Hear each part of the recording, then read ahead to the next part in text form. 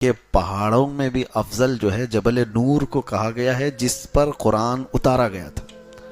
غار ہرا جہاں قرآن کی پہلی آیتیں اتری وہ بھی افضل ہے۔ اب آپ دیکھیں قرآن سے جو قریب ہے وہ سب افضل ہے۔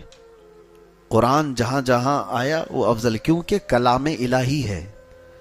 اب اس وجہ سے اب میں فضیلت بتاتا چلا جاؤں تو قرآن جہاں پڑھا گیا وہ جگہ بھی افضل ہوتی ہے۔ بحمدہ تعالیٰ آج جس جگہ آپ بیٹھے قرآن پڑھا جا رہا ہے، قرآن سنا جا رہا ہے، تو قرآن جہاں نہیں ہوتا اس کے متعلق اللہ کے نبی صلی اللہ علیہ وسلم فرماتے ہیں جس گھر میں قرآن نہیں پڑھا جاتا وہ گھر قبرستان ہوتا ہے، مردے رہتے ہیں وہاں پر، وہ مردوں کی جگہ ہے۔ قرآن زندگی کی علامت ہے، لیکن افسوس یہ ہے کہ ہمارے ہاں سنیوں میں قرآن مرنے کے بعد ہی پڑھتے ہیں لوگ، میت کو سامنے رکھ کر کے سارے لوگ قرآن کھول کے بیٹھے رہتے ہیں۔ تو قرآن میتوں کو بخشوانے کے لیے، چلیں یہ منع نہیں ہے، غلط نہیں ہے، جب کسی کا انتقال ہو جائے تو قرآن کی تلاوت ہونی چاہیے، ایصال ثواب ہونی چاہیے، لیکن قرآن مرنے کے بعد نہیں ہے، زندوں کے لیے آیا ہے قرآن۔ اللہ تعالی ہماری ہدایت کے لیے بھیجا ہے، ہمارے شفا کے لیے اس میں اتارا ہے۔ قرآن پاک زندوں کے لیے ہے، لیکن یہاں ہم نے مردوں کے لیے اس کو رکھا ہے۔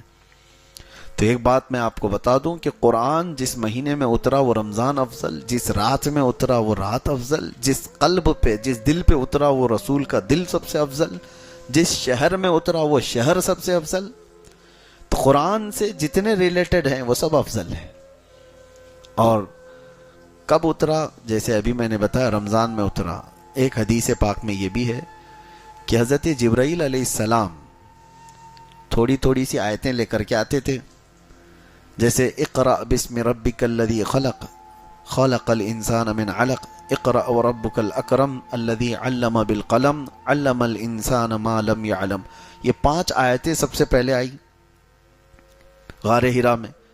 اس کے بعد سیکنڈ جو نزول ہوا قرآن کا وہ 20 آیتیں تھیں، یا ایھا المدثر قم فانذر وربک فکبر وثیابک فطہر۔ چھوٹی چھوٹی آیتیں 20 آیتیں تھیں۔ تو کوئی خاص عدد نہیں کہ اتنی آیتیں ایک دن آتی تھی، اور دن بھی خاص نہیں کہ 2 دن میں آتی تھی، 4 دن میں آتی تھی۔ اللہ کی مرضی، جبرائیل امین کو بھیجا جاتا تھا، کبھی 1 ہفتے کا گیپ ہو جاتا، کبھی 15 دن کا گیپ ہوتا، کبھی روزانہ آتی، اور کبھی دن میں کئی مرتبہ آتی۔ قرآن کی آیتوں کے آنے کا انداز الگ الگ تھا۔ اب وہ اس لیے میں عرض کر رہا ہوں کہ یہ جو تھوڑی تھوڑی سی آیتیں آتی گئی اور یہ پورا قرآن اترنے میں کتنے سال لگے؟ 23 سال لگ گئے، 23 ایئرس۔ حضور پاک صلی اللہ تعالی علیہ وسلم پر 23 سال تک قرآن اترتا رہا۔ لیکن ایک بات میں آپ کو بتاتا ہوں، کس لیے میں نے یہ ذکر چھیڑا کہ جیسے ہی رمضان آتا تھا حضرت جبرائیل علیہ السلام پورے قرآن کو حضور کے پاس سنایا کرتے تھے، یعنی قرآن کا دور ہوتا تھا، اور وہ سنت جبرائیل ہے جو آج تراویح میں بھی ادا ہو رہی ہے۔ حافظ قرآن سال بھر قرآن پاک کو اس طرح سے پڑھنے اور اس طرح اجتماعی سننے کا موقع ملتا نہیں، تو یہ رمضان آتا ہے تو یہ قرآن پاک سنانے کا، پڑھنے کا اور سننے کا دونوں موقع ملتا ہے۔ اب تراویح میں دیکھیں، جو روایت یہ بتاتی ہے کہ حضور پاک صلی اللہ تعالی علیہ وسلم حضرت جبرائیل کو قرآن سناتے تھے، حضرت جبرائیل کو قرآن سناتے تھے۔ یہ کب سناتے تھے؟ ہر رمضان میں۔ مطلب یہ ہوا کہ ہر رمضان میں جہاں تراویح ہوتی ہے امام سنت مصطفیٰ پر عمل کر رہا ہے، مقتدی سنت جبرائیل پہ عمل کر رہا ہے۔ امام قرآن سنا رہا ہے، حضور کی سنت ہے، اور سننے والے جبرائیل کی سنت پر عمل کر رہے ہیں۔ اور اسی طرح سننا بھی چاہیے، سونا نہیں چاہیے۔ کبھی کبھار تو ایسا لگتا ہے کہ پڑھے ہم ہیں، تھکے پیچھے والے زیادہ ہیں۔ ان کے جمائیاں، ان کی کھانسیاں، یہ ساری چیزیں خشوع و خضوع کو ختم کرتی ہیں۔ اور آج میں نے ایک آیت تلاوت کی ہے میں پورے پارے کی تفسیر آپ کے سامنے گھیر نہیں سکوں گا، ابتدا ہے آج تو۔ اللہ تعالیٰ فرماتا ہے وَإِنَّهَا لَكَبِيرَةٌ إِلَّا عَلَى الْخَاشِعِينَ، نماز کے متعلق اللہ فرماتا ہے یہ بھاری پڑ جاتی ہے نماز کچھ لوگوں پر، کچھ لوگوں کے لیے نماز بھاری ہے، وہ جلدی سے جلدی بھاگنے کے فراق میں ہوتے ہیں، امام کے پیچھے ٹکٹکی باندھ کر دیکھتے ہیں کہ اب رکوع ہوا کہ تب رکوع ہوا، یہ کتنی لمبی رکعت ہو گئی۔ یہ میں آپ کو شروع میں بتا رہا ہوں کس کے لیے بھاری ہے، تو اللہ تعالیٰ فرماتا ہے یہ منافقین پر بھاری ہے۔ وَإِنَّهَا لَكَبِيرَةٌ إِلَّا عَلَى الْخَاشِعِينَ، یہاں پر آیت میں یہ فرمایا گیا ہاں جو اللہ سے ڈرنے والے لوگ ہیں ان پر نماز بھاری نہیں ہے، ان پر نماز بھاری نہیں ہے۔ وہ رسول اللہ کی لخت جگر سیدہ کائنات فاطمۃ الزہرا سلام اللہ علیہا، وہ رات کو سجدے میں گر جاتی تھیں اور صبح کی اذان کا وقت ہوتا تو سر اٹھاتی اور پھر کہتی مولا تیری راتیں کتنی چھوٹی ہیں کہ ایک سجدہ پورا مکمل طور پر ہو نہیں پاتا، تو ان کے لیے نمازیں، ان کے لیے سجدے بھاری نہیں ہیں۔ دل میں اگر نفاق آ گیا ہو تو نماز اس کے لیے بھاری ہے، لوگ بیٹھتے نہیں، بھاگنا ہے۔ اور رمضان المبارکہ میں اب آپ کبھی سوچتے ہیں شیطان تو چھٹی پہ ہے، شیطان ابھی قید کر لیا گیا۔ حدیث پاک میں حضور صلی اللہ تعالی علیہ وسلم فرماتے ہیں سرکش جنات اور شیطان مردود کو پورے رمضان میں قید کر لیا جاتا ہے، اللہ تبارک و تعالیٰ قید کر لیتا ہے مومنین کی راحت کے لیے، لیکن پھر بھی شیطان کے ایجنٹ بہت گھومتے رہتے ہیں، شیطانی کام بھی ہو رہے ہوتے ہیں، ساری چیزیں چل رہی ہیں۔ یہ کیسے؟ اس کو یوں بتایا گیا ہے کہ شیطان نے اپنے 11 مہینے جو اس پر عمل کیا، جتنا اثر ڈالا تھا، وہ پوری طور پر اس نے اس سے اپنے آپ کو آزاد نہیں کیا، اس کا کچھ اثر اب بھی باقی رہ گیا ہے۔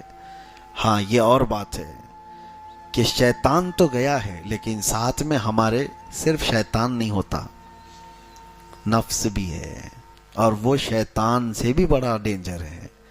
آپ کو پتہ ہے پورے 11 مہینے جب بھی نماز نہیں پڑھے، جھوٹ بولے، چغلی کیے، کچھ بھی گناہ کیے، تو بلیم کس کے اوپر؟ شیطان کرا دیا، جھگڑا لگا دیا۔ کس نے کرایا؟ شیطان کرا دیا۔ ساری برائیاں کون کراتا ہے؟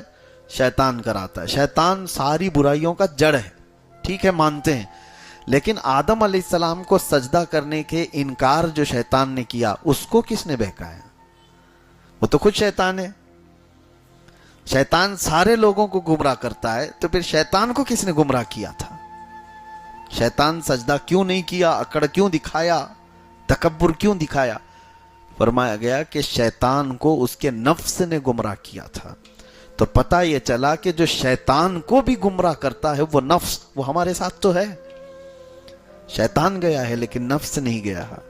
اس وجہ سے نفس کی تربیت کے لیے ہی رمضان ہے۔ اب میں آپ کو بتاؤں، یہ نفس کو اگر ٹھنڈا کرنا ہے، اس کو ریہرسل میں لا کر کے، اس کو تربیت میں لا کر کے صحیح کرنا ہے، تو سب سے بہترین کہا گیا ہے کہ قرآن پڑھو اور قرآن سنو، نفس اس سے معمول پر آتا ہے، نفس کی خرابیاں کم ہوتی ہیں۔ اور یہ بھی فرمایا گیا کہ روزہ نفس کو توڑ دیتا ہے۔ ایک صحابی حضور صلی اللہ تعالی وسلم کے پاس آئے، جوان، کہا کہ شادی کرنا ہے لیکن استطاعت نہیں ہے، کیا کروں، گناہ ہونے کے اندیشے ہیں۔ حضور نے فرمایا روزہ رکھو۔ کیا کرو؟ روزہ رکھو۔ حضور پاک صلی اللہ تعالی علیہ وسلم نے کس لیے فرمایا؟ کہ روزہ نفسانی خواہشات کو مار دیتا ہے، نفسانی خواہشات کو کم کر دیتا ہے، ختم کرتا ہے۔ جتنے بھی اولیاء کاملین کو آپ سنیں گے، ان کی تربیت جو ہے روزے سے ہوتی تھی، روزے سے ہوتی تھی۔ اب یہ رمضان آیا ہی ہمارے پاس ہمارے نفس کی اصلاح کے لیے، اگر اس میں بھی ہم نہیں کر سکے تو پھر کبھی نہیں کر پائیں گے۔ تو بہرحال آج کی یہ ابتدائی ہماری گفتگو تھی آپ کے سامنے، اور انشاءاللہ العزیز چلتی رہے گی، زندگی باقی رہے تو۔ رمضان المبارکہ اور قرآن کا جو سنگم ہے، جو تعلق ہے، وہ کیوں میں نے بتایا کہ صرف تقریر کرنے کے لیے نہیں، صرف تراویح کے لیے نہیں، آپ ہاتھوں میں قرآن اٹھاؤ. مہینوں ہو گئے اس قرآن کو اٹھائے ہوئے، اور کتنے تو ایسے ہیں پڑھ بھی نہیں پاتے ہیں، اور کتنے تو ایسے ہیں دیکھ بھی نہیں پاتے ہیں. یہ اللہ کا وہ مقدس کلام آج کائنات میں، آپ کو ایک بہت چیلنج کی بات بتا رہا ہوں، پوری روئے زمین پر حضور صلی اللہ تعالی علیہ وسلم کی نشانیوں میں کوئی ایسی مضبوط نشانی جس کو کوئی بدل نہیں سکا، معجزہ حضور کا کوئی باقی ہے تو قرآن باقی ہے. حضور نے چاند کے ٹکڑے کیے تھے کہ نہیں؟ آپ کا ماننا ہے یہ حضور کا معجزہ ہے. حضور نے ڈوبے ہوئے سورج کو پلٹا دیا، یہ حضور کا معجزہ ہے. نبی پاک صلی اللہ علیہ وسلم نے انگلیوں سے پانی جاری کر دیے، حضور کا معجزہ ہے. حضور کے سامنے پتھر بول پڑے، یہ حضور کا. لیکن یہ سب معجزے دیکھے آپ نے؟ چاند کا ٹکڑے ہونا، سورج کا پلٹ آنا، انگلیوں سے چشمے جاری ہونا دیکھا تو نہیں، حدیثوں میں پڑھا ہے اور علماء سے آپ نے سنا ہے. لیکن حضور پر جو قرآن اترا تھا وہ دیکھ بھی رہے ہو، سن بھی رہے ہو، پڑھ بھی رہے ہو. یہ ایک نشانی ایسی ہے جو ہر گھر میں اور ہر ایک کے پاس موجود ہے. اس سے محبت کرو.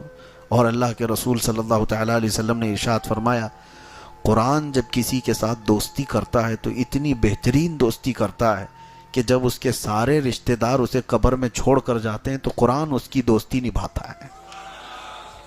قبر میں آ کر اس سے کہتا ہے تنہائی میں گھبرانا مت، میں ہوں تیرے ساتھ. دنیا دوستی چھوڑ دیتی ہے روح نکلنے کے بعد، لیکن قرآن نہیں چھوڑتا. تو جو ہمارے تنہائی، قبر کی تنہائی کا دوست ہے، اسے آپ اٹھاتے کیوں نہیں؟ اسے آپ پڑھتے کیوں نہیں؟ رکوع 2 رکوع پڑھنے کے بعد لوگ غائب ہو جاتے ہیں. جوش میں ابھی رمضان میں اٹھائیں گے کچھ، پہلے دن 4 صفحے 5 صفحے پڑھ کر کے اس کے بعد پھر دھیرے دھیرے دھیرے نیچے ہوتے چلے جائیں گے. 5ویں 6ٹھے روزے کے بعد تو پھر قرآن ویسے کے ویسے ہو جاتا ہے. یا کچھ لوگ 10 رمضان تک. ہونا تو یہ چاہیے کہ پورا ختم قرآن رمضان میں ہر ایک مسلمان کا ہونا چاہیے. روزانہ 1 پارہ وہ تلاوت کرے تو 30 رمضان تک انشاءاللہ العزیز ختم قرآن ہو جائے گا.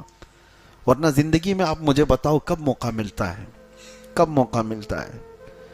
ہمارے اولیاء کاملین جن کی آپ اقتدا کرتے ہیں، امام اعظم ابو حنیفہ رضی اللہ تعالیٰ عنہ جس قبر میں آج آرام کر رہے ہیں بغداد میں، اس علاقے میں جہاں آپ دفن ہیں، فرمایا گیا 4000 ختم قرآن انہوں نے کیے.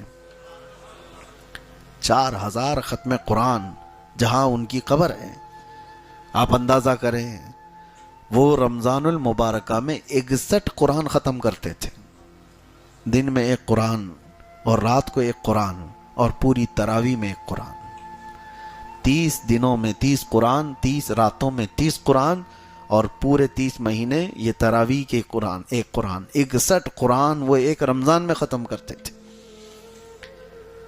ان اولیاء کاملین اور بزرگوں کے پاس جو کچھ بھی تھا وہ قرآن کے ذریعے سے عروج پائے تھے. اسی لیے شاعر نے کہا ہے، درس قرآن اگر ہم نے نہ بھلایا ہوتا، یہ زمانے نے زمانہ نہ دکھایا ہوتا. ہاں، وہ زمانے میں معزز تھے مسلمان ہو کر، آج ہم خار ہوئے ہیں تو تاریک قرآن ہو کر. یعنی قرآن کو چھوڑ کر کے قرآن کو اٹھاؤ. اب سمجھنے والے، تفسیر پڑھنے والے بہت کم رہ گئے، ترجمہ جاننے والے کم رہ گئے، پھر تلاوت کرنے والے کتنے کم ہو گئے. میرے عزیزو، وہ تفسیر اور ترجمے والے تو بہت دور چلے گئے. کم از کم قرآن اٹھانے والے تو آ جائیں ہمارے پاس. قرآن اپنے گھروں میں اٹھاؤ. ابھی جا کر کے دیکھو کہ دھول لگی ہوگی، تمہارے فریج اور تمہاری ٹی ویاں اس سے زیادہ صاف رکھی جاتی ہیں. بار بار روزانہ جھٹکتے ہیں، صوفے صاف کیے جاتے ہیں، اور قرآن کو اسی طرح سے تنہا چھوڑ دیا جاتا ہے. مہینوں ہو گئے، برسوں ہو گئے، قرآن کو چھوا بھی نہیں. کب چھوا؟ قسم کھانے کے لیے. کب چھوا؟ جب کسی کی موت ہو گئی تو قرآن جلدی جلدی جھاڑ کر کے اٹھایا گیا. اور ایک بات میں آپ کو بتاتا ہوں، اللہ کے نبی صلی اللہ علیہ وسلم فرماتے ہیں، قیامت کے دن قرآن اور رمضان جس کے خلاف کھڑے ہو گئے، اسے دوزخ میں جانے سے کوئی نہیں روک سکتا، اسے جہنم میں جانے سے کوئی نہیں بچائے گا. اور اللہ کے نبی صلی اللہ علیہ وسلم جب دعا کرتے تھے تو ہاتھ حضور صلی اللہ تعالی علیہ وسلم کے ہلتے تھے جب یہ دعا کرتے تھے، اللہم اجعل القرآن حجتا لنا لا حجتا علینا، اے اللہ قرآن کو ہمارے لیے سفارشی بنا، قیامت کے دن ہمارے خلاف مقدمہ کرنے والا مت بنا۔ تو قرآن کچھ لوگوں کے خلاف مقدمہ کرنے والا ہے، قرآن کچھ لوگوں کے خلاف کھڑے ہونے والا ہے، قرآن بھی ہے اور رمضان بھی ہے۔ اور فیصلہ آپ کے ہاتھ میں ہے کہ قرآن کو اپنا سفارشی اور اپنا شفیع و مددگار بناؤ گے قیامت کے دن، یا پھر اپنے خلاف کھڑے ہونے والا۔ قرآن کے ساتھ جنہوں نے بے حرمتی کی، بے حرمتی کا مطلب لوگ یہ سمجھتے ہیں زمین پر پٹک دینا، قرآن کی بے حرمتی کا مطلب ہے کہ اس کے اوراق کو نیچے پھینک دینا، یہ بے حرمتی نہیں۔ قرآن کی بے حرمتی یہ ہے کہ مہینوں اس کو چھوڑ کر کے رکھ دینا، اس کی تلاوت نہیں کرنا۔ قرآن تمہارے لیے آیا تھا۔ تو قرآن کی بے حرمتی وہ گھر کرتے ہیں جنہوں نے قرآن کو بھلا دیا۔ اب ایک قرآن کی آیت میں آپ کو سناتا ہوں۔ اللہ تعالیٰ فرماتا ہے نسوا اللہ فانساہم انفسہم۔ اللہ اکبر، جب میں یہ پڑھتا ہوں تو رونگٹے کھڑے ہوتے ہیں۔ اللہ فرماتا ہے موت کے وقت کچھ لوگ ایسے ہوں گے جو اللہ کو بھول چکے تھے، تو اللہ ان کو اپنے آپ کو بھلوا دے گا۔ فَأَنْسَاهُمْ أَنفُسَهُمْ، اللہ فرماتا ہے وہ اپنے آپ کو ان کو بھلا دیا جائے گا۔ تم کون ہو پتہ ہی نہیں، نام کیا ہے تمہارا پتہ ہی نہیں، کس کے بیٹے ہو پتہ ہی نہیں، حتیٰ کہ مرد ہو کہ عورت ہو یہ بھی نہیں پتہ، بھلا دیا جائے گا، ذہن ختم کر دیا جائے گا، میموری ختم۔ اس کے لیے یہ کن لوگوں کے لیے کہا گیا ہے؟ اللہ فرماتا ہے نسوا اللہ، وہ اللہ کو بھول چکے تھے، اللہ کو بھولے ہوئے لوگ ہیں۔ اور قرآن پاک میں ایک آیت ہے قال ربی لما حشرتنی اعمی وقد کنت بصیرا۔ کچھ لوگ کھڑے ہوں گے قیامت کے دن، کہیں گے کہ اللہ تو مجھے اندھا کیوں اٹھایا، میں تو دیکھنے والا تھا، اکھیارا تھا۔ کچھ لوگوں کو اندھا اٹھایا جائے گا، نابینا اٹھائے جائیں گے، اور وہ پوچھیں گے کہ مولا میری آنکھیں کیوں چلی گئیں، میں تو دیکھنے والا تھا، اکھیارا تھا دنیا میں۔ وقد كنت بصیرا، اب جواب سنو، رب تعالیٰ فرماتا قال كذلك اتتك آیاتنا فنسیتها وكذلك اليوم تنسى۔ اے بندے میری آیتیں تیرے پاس آئی تھیں اور تو نے ان کو بھلا دیا تھا، اسی لیے آج تجھ کو بھی تیری آنکھوں کے ساتھ بھلا دیا گیا، یعنی اس کو نابینا کر دیا گیا، اس کا سب کچھ ختم کر دیا گیا ہے۔ تو قرآن کے ساتھ ناانصافی نہ ہو، قرآن کی بے حرمتی یہی ہے۔ اسی لیے اللہ کے نبی صلی اللہ تعالیٰ علیہ وسلم نے فرمایا جس گھر میں قرآن کی تلاوت نہیں ہوتی وہاں مردے رہتے ہیں، قبرستان کی طرح ہے۔ تلاوتیں کرو، قرآن پاک کو اٹھاؤ، سارے بچوں کے ہاتھ میں دو، عورتوں کے ہاتھ میں دو، قرآن پاک کا معمول بنا لو، اور انشاءاللہ العزیز آپ دیکھنا حضرت عبداللہ ابن مسعود رضی اللہ تعالیٰ عنہ فرماتے ہیں قرآن جب تلاوت ہوتا ہے تو اچانک آسمان سے فرشتے اترتے ہیں۔ اور پھر حضور نے فرمایا فجر کی نماز کے لیے آپ آتے ہیں، فجر کی نماز کے لیے حکم ہوا تھا کہ منہ اچھی طرح سے صاف کر کے مسجد میں آؤ، صحیح ہے، منہ کے اندر بدبو نہ آئے، اچھی طرح سے اس کو صاف کر کے آؤ۔ وجہ کیا ہے؟ حضور فرماتے ہیں جیسے ہی تم قرآن کی تلاوت کرتے ہو فرشتے اپنا منہ تمہارے منہ سے لگا دیتے ہیں، قرآن کی آیتیں سیدھے تمہارے منہ سے وہ اپنے منہ میں لیتے ہیں، تو ان کو تمہارے منہ کی بدبو سے کراہت نہ ہو، تکلیف نہ ہو، اس لیے تمہارے منہ کو صاف کرنے کا حکم دیا گیا۔ تو قرآن کو آپ سمجھے کیا ہو؟ قرآن کیا ہے؟ یہ وہ معجزہ ہے جو آج بچوں کے سینوں میں اتر جاتا ہے۔ کوئی اور کتاب یاد کر کے دکھاؤ، اللہ کا فضل ہے، کروڑا احسان ہے۔ آج میں نے آپ کے سامنے جو تراویح پڑھائی میری عمر کی یہ 26ویں محراب ہے، الحمدللہ 26واں سال ہے، 25واں سال میں نے سلور جبلی جیل میں منا لیا، نہیں یہ 27واں سال ہے، پچھلے سال 26 تھا، 2024 میں جو ہم اندر تھے تو اس وقت 25واں سالانہ تراویح جو ہماری ہوئی الحمدللہ وہ بھی چھوٹی نہیں تھی، ہاں کرمنلز کے بیچ میں بھی ہم نے تراویح سنائی ہے الحمدللہ۔ اور اس وقت بھی مجھے یاد ہے آج جس طرح آپ کے سامنے میں قرآن کی فضیلت بیان کر رہا ہوں تو وہاں موجود قیدیوں کو ایک رمضان بے رک بنا دی جاتی ہے، رمضان آتے ساتھ ہی سارے مسلمانوں کو ایک جگہ، تو الٹے سیدھے لوگ ہوا کرتے ہیں، اس میں کیسے کیسے لوگ دیکھا تو مجھے خود کی گھبراہٹ تھی کہ یہ نماز روزے والے تھوڑی نہ ہیں، ان کو کہاں نماز کی بات ہے۔ پھر بھی تراویح کے لیے میں نے کہا میں پڑھاؤں گا، تو سب پوری اسی طرح سے صفیں لگ گئی۔ اب مجھے یہ ڈر تھا کہ ایک پارہ پڑھنے میں پتہ نہیں کتنے غائب ہو جائیں گے اس میں بیچ میں سے۔ آج پڑھتا ہوں، کل سے ان کو شاید ہو سکتا ہے الم تر کیف والی تراویح پڑھنے کے لیے یہ بول دیں گے۔ میں نے کہا بہت لمبی ہو جاتی ہے، 1 گھنٹہ لگتا ہے ہماری تراویح میں۔ الحمدللہ آج بھی مجھے یاد ہے وہ بات، سارے لوگوں نے مل کر کہا سحری تک بھی ہم چاہے تو کھڑے ہو کے پڑھیں گے آپ کے ساتھ۔ قرآن آپ نے پڑھایا، اور پہلی مرتبہ کوئی جیل میں پورا قرآن پڑھا رہا ہے۔ اور اللہ تبارک و تعالیٰ کی وہ حکمتیں ہیں، وہ جس سے جہاں چاہے قرآن کی تلاوت کرواتا ہے، جہاں سے چاہے وہ قرآن کی تلاوت کرواتا ہے۔ اسی لیے قرآن آپ تلاوت کرو۔ ایک اور آخری بات میں بتاتا ہوں، کچھ چھپی ہوئی چیزیں ہیں جو آپ کو پتہ بھی نہیں ہیں، وہ ہمارے ساتھ بھی ہو سکتی ہیں، آپ کے ساتھ بھی ہو سکتی ہیں۔ سرکار غریب نواز رضی اللہ تعالیٰ عنہ کا باغیچہ تھا، ابھی آپ سفر پر گئے نہیں تھے، اس وقت آپ کا جو والد گرامی کا دیا ہوا باغیچہ تھا اس کی آپ دیکھ بھال کرتے تھے۔ لیکن ہوتا کیا تھا، دن بھر حضرت سرکار غریب نواز رضی اللہ تعالیٰ عنہ قرآن کی تلاوت کرتے رہتے، باغیچے میں بیٹھ کر تیزی سے قرآن پڑھتے رہتے تھے تنہا۔ لیکن ان کے ساتھ ایک الگ معاملہ ہوتا تھا، وہ فجر میں جیسی آتے تھے تو باغیچے کی پوری صفائی کی گئی ہوتی تھی، سارے پتے جو جھڑے ہوتے تھے، کچرا جو بھی ہے وہ سب جمع کر کے کوئی اٹھا کر کے ختم کر دیا ہوتا تھا۔ تو سرکار غریب نواز رضی اللہ تعالیٰ عنہ فرماتے ہیں میں روز دیکھتا ہوں کہ کون خادم ہیں جو میرا کام کر کے چلے جاتے ہیں، باغیچہ پورا صاف کر کے چلے جاتے ہیں۔ دیکھا، آس پاس والوں سے پوچھا تو کوئی آتا نہیں ہے، لیکن باغیچہ صبح بالکل صاف رہتا ہے، پورا کچرا جھاڑا ہوا ہوتا ہے۔ تو ایک دن آپ تہجد کے بعد سیدھے آ گئے باغیچے کے اندر، فجر کی اذان اور نماز سے پہلے ہی، کہ دیکھتے ہیں تو جیسی آپ باغیچے میں آئے تو کچھ لوگ جھاڑ رہے ہیں اور کچرا جھاڑ رہے ہیں اور سب جمع کر رہے ہیں۔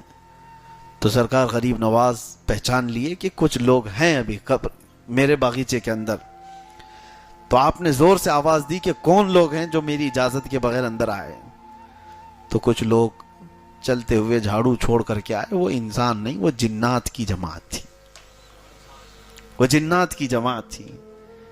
قریب آ گئے اور کہا سرکار غریب نواز رضی اللہ تعالیٰ عنہ سے ہم ہیں جو یہ صاف کر رہے ہیں۔ تو آپ نے پوچھا کہ میرے باغیچے کی یہ خدمت کس لیے کرتے ہو؟ توجہ، جس کے لیے میں نے بتایا۔ جنات یہ کہتے ہیں کہ سرکار آپ روزانہ قرآن کی تلاوت کرتے ہیں جو بیٹھ کر کے یہاں پر، ہم سن سن کر کے اپنی تجوید درست کرتے ہیں، ہم کو قرآن پڑھنا آ گیا آپ کے بلند آواز سے، قرآن پڑھنے کی وجہ سے۔ تو آپ ہمارے استاد ہوئے تو استاد کے گھر کا یا باغیچے کا کچرا تو صاف کرنا یہ شاگرد کی شان ہے۔ تو میں یہاں یہ کہہ رہا ہوں قرآن پڑھو، تمہارے گھر کے بھی کام جنات کر کے چلے جائیں گے۔ قرآن پڑھو۔ اور کچھ لوگ تو موکل حاضر کرنے کے لیے پتہ نہیں چلے کر رہے ہیں، اور چلے کر رہے ہیں، ایک دن ان کا سر گھوم گیا تو پھر زندگی بھر گھوم جائے گا، کوئی جن اٹھا کے پٹک کے چلا گیا۔ آپ یہ مت سمجھو کہ جنات ہمارے سے زیادہ طاقتور ہیں۔ کچھ لوگوں کے دماغ میں یہ بات چلتی رہتی ہے جنات حاصل کرنا ہے، اور کسی بابا نے کہہ دیا کہ میرے پاس 70 موکل ہیں تو اس کے پاس بھیڑ لگ گئی۔ موکل کا مطلب وہی جنات حاضر ہے، تو لوگوں کو ایسا لگتا ہے کہ یہ کبھی بھی حکم دے دے گا تو جنات جائیں گے، پورا ایکسس بینک اٹھا کر کے لے کے آ جائیں گے، ہاں کوئی بینک کو پورا تالا توڑ کے لے کے آ جائیں گے۔ اگر ایسی ہی ہوتا تو کوئی بینک ہی موجود نہیں ہوتی، سارے بابا لوگ جنات کو حکم دے کر سب تجوریاں اٹھا رہے ہوتے ہیں۔ بلکہ حقیقی بات یہ ہے کہ جنات انسانوں سے زیادہ طاقتور نہیں ہیں۔ اگر وہ طاقتور ہوتے تو اللہ تمہیں اشرف المخلوقات کیوں کہتا؟ اللہ تبارک و تعالیٰ نے انسانوں کو اشرف المخلوقات بنایا، اور وجہ یہ بھی ہے کہ اللہ تعالیٰ تمہارے سر پر تاج کرامت رکھا ہے، تو جنات سے افضل ہیں۔ لیکن بیچ میں نے بات اس لیے کی کہ آپ قرآن پڑھو گے تو جنات جیسی مخلوق بھی انسانوں کا ادب کرتی ہے، اللہ تبارک و تعالی کہنے سننے سے زیادہ عمل کی توفیق عطا فرمائے۔ قرآن پاک جتنا ہم نے پڑھا ہے اس پر بھی عمل